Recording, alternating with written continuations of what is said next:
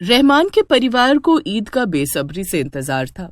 ठेले पर माल ढुलाई करने वाले रहमान के परिवार को यकीन था कि ईद से पहले अल्लाह ताला उनकी दुआ जरूर कबूल करेंगे। रहमान के परिवार में पत्नी सबीहा, माँ यास्मीन और बेटा राहिल थे। रहमान दिहाड़ी मजदूर था। रोज कमाना और खाना यही रहमान और उसके परिवार के नसीब में लिखा था। रहमान के परिवार के लिए दिन में 2 वक्त के खाने का इंतजाम किसी सपने जैसा था। सबीहा, मैं काम पर जा रहा हूँ।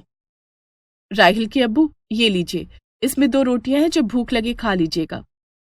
लेकिन सबीहा, ये रोटियां मैं ले जाऊंगा तो अम्मी और राहिल क्या खाएंगे? तुम ये रोटियां उन्हें खिला देना। आप उनकी चिंता मत कीजिए, मैंने शबनम आपा से कुछ राशन मंगवाए हैं, वो भी थोड़ी देर में राशन ले आएंगी तो मैं राहिल और अम्मी के लिए खाना बना दूंगी। ठीक है सबीहा, अच्छा अब मैं चलता हूँ। रहमान रोटियां अपनी जेब में रख लेता है और ठेला लेकर काम की तलाश में निकल पड़ता है।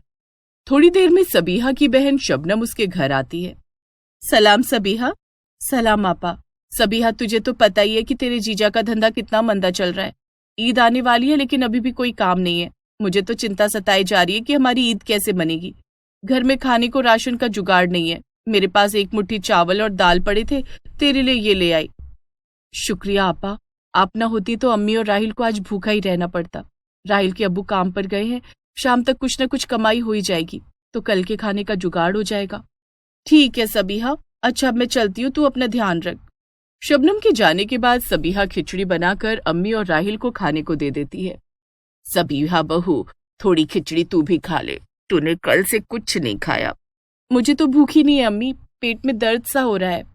पेट दर्द में तो खिचड़ी फायदा ही देगा बहू, ले थोड़ी सी खा ले। नहीं अम्मी, मेरा जी भी मचला रहा है। मैं जानती हूँ तेरे ये बहाने। पतीली में खिचड़ी खत्म हो गई है ना, ये ले मेरी प्लेट से खिचड़ी ले ले। यास्मीन सबीहा को अपनी प्लेट से खिचड़ी खाने को देती है। इस तरह दोनों सास बहू थोड़ी थोड़ी खिचड़ी खाकर अपना पेट भरती हैं। इधर रहमान अभी तक काम की तलाश कर रहा था। मालिक, कुछ काम मिल जाएगा क्या? वैसे तो माल ढुलाई का काम करता हूँ, लेकिन आप जो भी काम बोलेंगे मैं सब कर दूंगा। नहीं, अभी मेरे पास कोई काम नहीं है। मालिक, मुझे पैसों की बहुत जरूरत है। देख लीजिए, आपके पास शायद कोई काम निकल आए। अरे कहा ना कोई काम नहीं है, चलो जाओ यहां से। रहमान सारा दिन काम की तलाश करता है लेकिन उसे काम नहीं मिलता। थक हार कर वो शाम को घर लौटने लगता है। सड़क के बीचों बीच उसे एक बकरे का बच्चा मिलता है जो उठने की नाकाम कोशिश कर रहा था। रहमान उसके पास जाता है। इसके पैर में तो चोट लगी है, ये चल भी नहीं पा रहा है। अगर ये इसी तरह यहां पड़ा रहा तो किसी गाड़ी के नीचे आकर कुचल जाएगा। मुझे इसकी जान बचानी होगी। रहमान बकरे के बच्चे को लेकर घर आ जाता है। अब्बू आ गए। अब्बू, मेरे लिए क्या लाए हो? रहमान राहिल को वो बकरे का बच्चा देता है जिसे देखकर राहिल बहुत खुश हो जाता है। अब्बू मेरे लिए अहबाब लाए, मेरा अहबाब सलमान। राहिल बकरे का नाम सलमान रख देता है और उसे अपनी गोद में लेकर बहुत प्यार करने लगता है। राहिल बेटे, सलमान के पैर में चोट लगी है, हमें पहले इसके पैर का इलाज करना होगा। अब्बू, मैं सलमान के पैर में दवाई लगाऊंगा। राहिल सलमान के पैर को पहले पानी से धोता है, फिर दवाई लगाकर उस पर पट्टी कर देता है, जिसके बाद वो घर के बाहर भागता है। राहिल बेटे, कहाँ जा रहा है? सबीना की आवाज लगाने पर भी राहिल बिना रुके सड़क पर जाता है और इधर उधर देखने लगता है। वो सड़क के किनारे पेड़ से गिरे पत्तों और घास फूस को चुनता है और लाकर सलमान के आगे डाल देता है। सलमान भरपेट खाना खाता है। अब्बू, इसे खाना खाते देखकर मेरा पेट भर गया। राहिल सलमान को गले से लगाकर सो जाता है। मुझे माफ करना सबीना, मैं तुम लोगों को 2 वक्त की रोटी भी नहीं खिला पा रहा हूँ। इसमें आपकी कोई गलती नहीं है। अल्लाह चाहेगा तो हमारे पास भी 2 वक्त का खाना होगा, घर होगा, पैसे होंगे। बस सही वक्त आने का इंतजार कीजिए और अल्लाह पर भरोसा रखिए, सब ठीक हो जाएगा। रहमान बेटा, तू हिम्मत मत हार, देखना एक दिन हमारे दिन भी जरूर बदलेंगे। आमीन अम्मी, आमीन अम्मी। राहिल और सलमान रोज एक साथ खेला करते। सड़क के किनारे गिरे हुए घास फूस, पत्तों और फल के छिलकों को खाकर सलमान अपना पेट भर लेता। रहमान को कभी कोई छोटा मोटा काम मिल जाता तो उसके परिवार के खाने का जुगाड़ हो जाता। धीरे धीरे वक्त बीत रहा था। सलमान अब बड़ा हो गया था और काफी मजबूत भी। एक दिन की बात है। कई दिनों से रहमान को काम नहीं मिला। अब्बू, कल से मैं काम की तलाश में जाऊंगा। मैं जानता हूं कि मैं तुम लोगों का पेट नहीं भर पा रहा हूं, लेकिन अभी तू बहुत छोटा है। राहिल, तू क्या काम करेगा? अब्बू, मैं तो भूखा रह लूंगा, लेकिन मैं सलमान को भूखा नहीं देख सकता। घास और पत्तों से सलमान का पेट नहीं भरता। मैं मेहनत करके कमाऊंगा और सलमान को भरपेट खाना खिलाऊंगा। इस मुसीबत को बाहर क्यों नहीं छोड़ आते? अनाज खरीदने के लिए हमारे पास पैसे नहीं है, इसके लिए खाना कहाँ से लाएंगे? सबीना सलमान को घर से बाहर निकालने लगती है। तभी राहिल सलमान के गले लगकर रोने लगता है।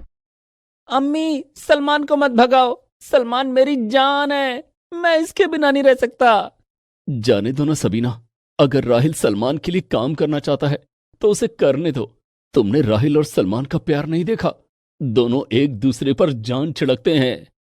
वैसे भी समीरा बहू, कल से रमजान का महीना शुरू होने वाला है। हमारे खाने की कोई टेंशन नहीं है, बस एक वक्त के खाने की बात है, उसका इंतजाम भी किसी न किसी तरह हो जाएगा। सबीना रहमान की बात मानकर सलमान को छोड़ देती है। दूसरे दिन से रमजान का पाक महीना शुरू हो जाता है। पूरा परिवार रोजे से था, फिर भी राहिल रहमान के साथ काम की तलाश में बाहर निकल जाता है। दोनों सारा दिन काम की तलाश में भटकते हैं, लेकिन उन्हें कोई काम नहीं मिल रहा था। सारा दिन भूखा और प्यासा राहिल लोगों से काम मांग रहा था। अब्बू, मैं काम मांगता हूँ, मुझे कोई ना कोई काम जरूर मिल जाएगा। जब मुझे काम मिल जाएगा तब हम दोनों मिलकर उसे कर लेंगे। ठीक है राहिल। राहिल एक सेठ के पास जाता है और काम मांगता है। साहब, मुझे काम दे दो, मैं सारे काम कर सकता हूँ जो आप कहोगे। जा जा, मेरे पास कोई काम नहीं है, गरीब कहीं के। साहब प्लीज, साहब। राहिल सेठ के पैरों पर गिरकर मिन्नतें करने लगता है। बच्चे को काम के लिए तरसता देख सेठ का दिल पसीज जाता है। ठीक है, इधर आ। जी साहब, क्या काम कर सकता है तू? साहब, जो आप बोलोगे। ठीक है, ये सामान मेरे घर पहुंचा दे, लेकिन ध्यान रहे इसमें से एक भी सामान गिरकर टूटना नहीं चाहिए। अगर एक भी सामान गिरकर टूट गया तो तुझे उसके पैसे देने होंगे। और अगर मैंने सारा सामान सही सलामत आपके घर पहुंचा दिया तो तो मैं तुझे इनाम दूंगा और काम पर रख लूंगा। ठीक है साहब। राहिल रहमान को बुलाता है और दोनों ठेले पर सामान लोड करने लगते हैं। वे सारे सामान शीशे के सामान थे जो घर सजाने के लिए थे। राहिल बेटा, लगता है सेठ शीशे के सामान का कारोबार करता है। तूने इनसे काम तो मांग लिया, लेकिन अगर इनमें से एक भी सामान टूट गया तो हमें हर्जाना भरना पड़ेगा। अब्बू, ऐसा कुछ नहीं होगा।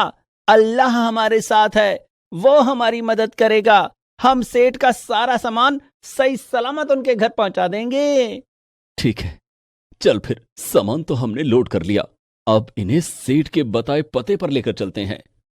रहमान ठेला चलाने लगता है और राहिल उसके साथ साथ चलने लगता है। काफी वक्त हो जाता है, लेकिन दोनों सेठ के बताए हुए पते पर नहीं पहुंच पाते हैं। रोजे में होने के कारण रहमान से अब ठेला नहीं खींचा जा रहा था। लगता है सेठ का घर बहुत दूर है, मुझसे अब ठेला नहीं खींचा जा रहा। राहिल, अब्बू, आप ठेले पर बैठ जाओ, ठेला मैं चलाता हूं। लेकिन राहिल बेटे, ठेले पर बहुत सामान है, तू इसे नहीं खींच पाएगा, तू भी तो रोजे से है। अब्बू, मैं ठेला खींच लूंगा, आप चिंता मत करो, आप बस ठेले पर बैठ जाओ। रहमान ठेले पर बैठ जाता है और राहिल ठेला खींचने लगता है। राहिल पहली बार ठेला चला रहा था, उससे ठेला संभाले नहीं संभल पाता है और ठेले का एक पहिया नाले में फंस जाता है। राहिल और रहमान दोनों ठेले के पहिए को नाले से बाहर निकालने की बहुत कोशिश करते हैं, लेकिन निकाल नहीं पाते। इधर रहमान के पास सेठ का बार बार फोन आने लगता है। अरे, माल अभी तक पहुंचा नहीं, कितनी देर हो गई? हाँ सेठ जी, बस अभी पहुंचने वाला है। राहिल बेटे, मैंने सेठ को झूठ तो बोल दिया, लेकिन हम सेठ का सामान उसके घर तक कैसे पहुंचाएंगे? अब्बू, अगर सलमान यहाँ होता तो हमारा ठेला नाले से बाहर निकाल देता। राहिल सलमान को आवाज लगाने लगता है। सलमान, सलमान। ये तू क्या कर रहा है राहिल? सलमान तो घर में है, वो तेरी आवाज कैसे सुनेगा? अब्बू, सलमान जरूर आएगा। राहिल का इतना कहना ही था कि सलमान दौड़ता हुआ आता दिखाई देने लगा। वो तो सलमान है, अब्बू, मैंने कहा था सलमान जरूर आएगा। 2 पल में सलमान राहिल के पास खड़ा था। उसने अपनी सींग से ठेले का पहिया नाले के बाहर निकाल दिया और ठेले को धक्का देने लगा, जिससे रहमान और राहिल दोनों सेठ का सामान सुरक्षित उसके घर तक पहुंचा सके। जिससे खुश होकर सेठ ने राहिल को इनाम में 2000 रुपए दिए। ये लो, वादे के मुताबिक तुम्हारा इनाम। और हाँ, कल से मेरी दुकान पर आ जाना। मुझे 2 मजदूरों की तलाश थी जो रोज मेरा सामान कस्टमर तक पहुंचा सकें। ठीक है मालिक, हम आ जाएंगे। इस तरह सलमान की मदद से राहिल और रहमान दोनों को काम मिल जाता है, जिससे उनका रमजान के महीने में इफ्तारी और सलमान के लिए अच्छे खाने का इंतजाम हो जाता है। पूरे महीने काम करने के बाद सेठ दोनों को पैसे देता है, जिससे पूरा परिवार ईद की खुशियां मनाता है।